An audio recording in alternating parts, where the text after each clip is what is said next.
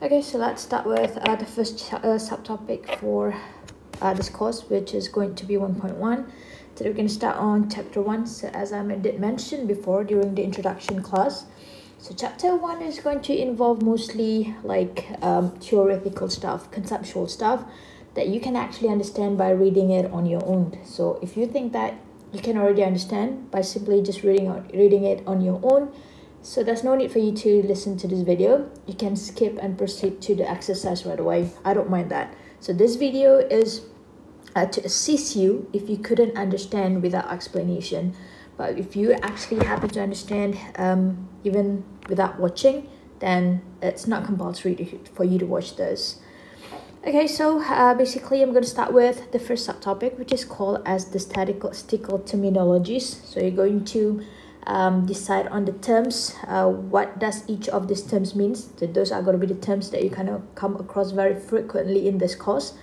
And remember, like in your assignment, you're supposed to come up with a name group that involve terminologies. Now this is the opportunity for you to start picking up a name. Okay, let's start with 1.1. So what we're going to do is we're going to start defining these terms right here, which is what is the meaning of statistic, population, sample, parameter, statistic, descriptive statistic, and also inferential statistic. I'm going to explain to you in detail. So what does each of this particular term means? So what is statistic? So actually anything that you go through the television, the newspaper, the magazine, anything that involve numbers, so those are actually called as being statistics. For example here, which one? Let's pick something that we're familiar with instead of like picking something fancy. And you read newspaper and you see that the death rate from lung cancer was 10 times higher for smokers compared to non-smokers. Okay, so it involves numbers, so these are numbers. Or you read the Instagram and you come across something in the news that say that the number of accidents in Malaysia has increased this year compared to last year because of the enforcement of MCO. So it could be something like that as well. So something that involves numbers, so those are going to be statistics. Mostly it's something that we come across in newspapers, something we come across on television, on radio, and so on. And even, for example, if you hear the press conference that involved Dr. Noisham, everyone is interested in COVID cases these days. And I think he did say something like the COVID-19 death toll has reached the 200 mark for Malaysia nowadays, because we already reached our 204 cases already. So that involves number 204. So anything that involves numbers, those are called as being statistics. So what is statistics? So statistics is actually a process. So the science of conducting studies to collect, organize, summarize, analyze, present, interpret, and draw conclusion from data. So it involves a lot of things, and basically it concerns about data. So that's statistics. So what is actually data? So data is going to be any values. As I mentioned just now, it's going to be any numbers. So the numbers could come from observation. So you have a look at, for example, I have a look at my student and I want to decide like how many people do actually wear glasses in the class. So I observe, like, this person wear glasses, this person doesn't, this person wear, and so on. Okay, so that is true observation. Or measurement means we have to measure. For example, I want to know the height of certain people, so I go and measure. So that is going to be the data, the numbers that I obtain through measurements. Okay, why do we need statistics? So we need statistics so that we we have the idea of like how important or how serious something is. For example, like, you know, the COVID cases. Like if you don't know the fact that previously during MCO, the COVID cases is not that much. Like, but nowadays, now that we know that it has already reached like 200 mark of death toll, like 200 over people has died over COVID. So from the number 200 plus, we know that it's getting more and more serious these days. Okay, so basically statistics gives us an indication, so how serious and how important the thing is. Or for example, I have what do you call that? I have a factory. So I have a bread factory and I wanted to invest in a machine that cost me like millions. And like I am going to do sort of like a projection. So if I buy a new machine, whether or not it's going to increase production, or I can actually factor out other things. So those are actually statistics. There is actually a statistical analysis that you can do behind that could help me in order to make a big decision at spending millions of money to buy a new machine for my factory. Okay, so this is what I mentioned just now. So why do we need statistics? So describe the relationship between variables. For example, so from what happened recently, we know that age actually plays an important role at whether or not a person can be the probability that a person is going to be infected by COVID or not. And we know that the elderly, they have like higher percentage of higher probability of getting infected by COVID or not, just from the data of like the COVID cases that we have. So that is why it meant by describing the relationship between variable. Okay, in this case, our variable is going to be age, being elderly or youngsters. Okay, so second is like making better decision in the face of uncertainty. Like I said just now, if I have factory and I want to spend millions on a machine, so I should sort of like make a projection. Is it really worth it to spend those millions, or is it that I should invest like on recruiting more people? So which factor is going to be the most profitable for me as the owner of the factory? Okay, so it helps. So statistics help us to make better decision. Okay, so now we come across the first two terms, which is going to be population and sample. So population and sample is going to be something that you're going to hear over and over again at the beginning from chapter 1 until the end for chapter 6.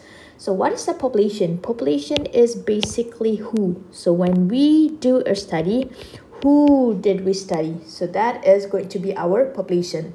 So the people that we collect the data from, so that is called, that we are interested to collect our data from, so that is called as being the population. So according to the definition over here, so population is a complete collection. So I would like to stress that on you, that it is a complete collection of measurements, outcome, objects, or individual under study. So who we wanted to study is called as being the population. And this capital N over here is the symbol. So if you wanted to write something, for example, I know that my population is equal 100. I can write that N equal 100. And we know that this N actually refers to the population number. My population is equal 100. And the other term is called as being sample. If you notice, for the case of sample, we use another symbol, which is going to be small letter N. And sample is defined as being a subset of the population is being observed. So meaning that the whole thing, the complete collection of the people that we want to investigate is called population. So a subset of that is called as a sample. So let me give you a very simple example. Okay, let's say if I wanted to investigate about UMP students. So this is going to be my statement, what I wanted to study. So does online learning, so let's do this. This is going to be something interesting. I would like to know this as well. Does online learning affects UMP students? I'm going to be very specific. I said UMP students. UMP students GPA. Okay, so this is going to be my problem statement. I am interested to know, does online learning actually affect UMP students, let's say CGPA. Okay, so first of all, I would like to know who is my population. So my population is going to be the UMP students. So this is the people that I'm going to study, the UMP students. So all the UMP students is going to be my population. Okay, but the thing is that, so if I wanted to collect the data from all the UMP students, so this over here represent the UMP students. So it's going to be quite troublesome for me, because I know that some of the students are here in Peninsular Malaysia. Some of them are in Sabah and Sarawak and so on. Like if I wanted to know the whole data, the whole population data, so what I'm going to do is I have to reach out to everyone. I have to call every single person. For example, let's say if you have a student, there are like 3,500 students to 3,500 people. So I have to call each of the 3,500 people, and it could be a hassle. It could be somewhat time consuming for me, and if I wanted to hire someone to get it done for me, I have to spend money on that, right? So I have to consider that. So instead of like considering all UMP students, what I'm going to do is I'm going to decide on taking a sample. So I use a different pen for this. I'm going to take a subset, a portion of the UMP students, and probably what I'm going to do is I'm going to take out of this 3,500 people, I decide that I only going to find only 1,000 students. Okay, so 1,000 UMP students. Okay, so this is called as being subset, a portion of my population. So when we pick a portion of our population, so that this is called as being the sample. Okay, it is not the whole people that I'm interested in, which is UMP student, but it's just a portion of that. So that is called as being a sample. So that is the difference between population and also sample. So basically, what is population? Population is all, the whole, the complete collection. If I wanted UMP students, every single one UMP students, including the full-time, including the part-time, and so on, I have to find each of them. So that is my complete population. Okay, however, when I decide to take a portion of that, so that is called as being a sample. Okay, so that is the difference between what I call that, population and also sample. So as I mentioned just now, why do we actually take sample when we can reach out to the whole population? Because of monetary issues and because of also time issues. Like, I don't want to spend time like having to call 3,500 people when I can actually just, you know, call 1,000 people. Okay, and sometimes it's because of limitation as well. For example, if I wanted to know the average income of Malaysians, I have to go and find every single Malaysian that is actually a Malaysian. So even those people who live in the jungle, so those are still Malaysians. Those people who live in Sabah and Sarawak. So I have to reach to every single one of them. Okay, and those could be time consuming, and it also could cost a lot of money. So that is why instead of like taking data from everyone, I can take a portion of those people and take data from them. So that is called as being sampling. I take a sample out of them. Okay, the next term that we're going to come across is parameter and statistics. So parameter is basically a numerical value. So it's a number. So it's a number that represents a certain population characteristic. So in simple terms, what happens is that any value that you get from population, so that is called as being a parameter. Any value that you get from your sample, so that is called as being a statistic. For example, if I were to refer to my previous example, so let's say the mean CGPA from 1,000 UMP students, so this is mean. So mean, we'll have a look at this later. So the notation that we use is going to be X bar for sample. Okay, so I'm going to write that for example. Let's say for 1,000 UMP student, for my sample, I got a mean of 2.85 of their CGPA. And when I investigate the whole population, so I figured that when I get the data from the BPA, that actually the mean, okay, we use different notation for sample, and I will explain this to you later. Why is it here X bar and why is it this here mu when they actually mean the same thing? Okay, so let's say that for the case of population, so I get a value of 3.05. Okay, so what happened is that this value right here, so we get from the population, so it's going to be called as, so this value we get from sample, so it's going to be called as being the statistics. And this value, so we get from the population, so it's going to be a parameter. So it's going to be as easy as that. Any value that comes from population, parameter. Any value that comes from sample is going to be statistic. How do I memorize this? Because of the first letter. Population, parameter, sample, statistics. So that is going to be easiest way to memorize this.